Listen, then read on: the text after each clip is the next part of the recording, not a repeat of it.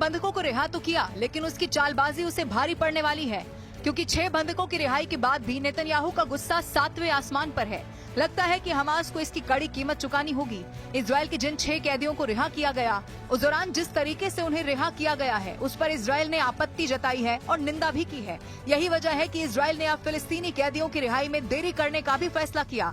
Hamas ने Israeli बंधकों की रिहाई में एक ऐसी हरकत कर दी कि अब उसको वो भारी पड़ गई है। इजराइल ने कैदियों को एक्सचेंज करने के दौरान बड़ा फैसला किया था।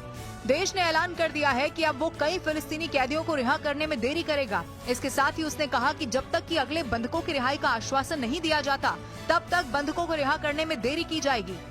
दरअसल रिहाई के दौरान हमास के लड़ाकों के साथ खड़े इजरायली बंधकों ने पहले हमास के लड़ाकों के सिर पर चूमा और फिर मुस्कुराते हुए उन्हें छोड़ दिया गया। इसके साथ ही उन्हें सेना की नकली वर्दी उन बंधकों को पहनाई गई थी। हमास की इसी हरकत की अब इजराइल ने निंदा कर दी है।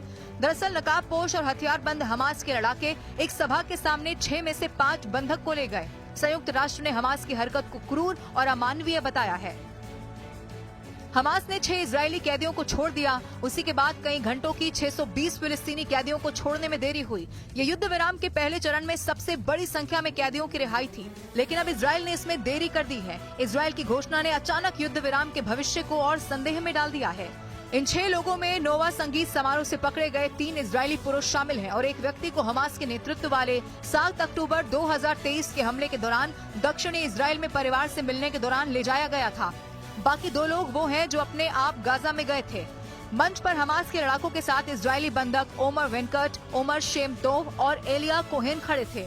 बंधक शेमटोव ने रिहाई के समय पहले हमास के लड़ाकों के सिर पर चूमा और उसके बाद पूरी भीड़ की तरफ फ्लाइंग किस की।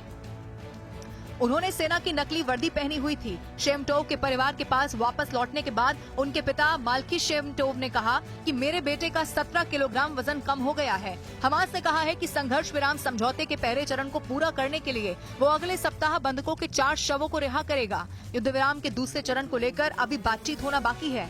हमास ने कहा कि वो बाकी बचे बंधकों को तब तक रिहा नहीं करेगा जब तक कि पहले चरण के कैदियों को रिहा नहीं कर दिया जाता है और इजराइल गजा से पूरी तरह से पीछे नहीं हट जाता।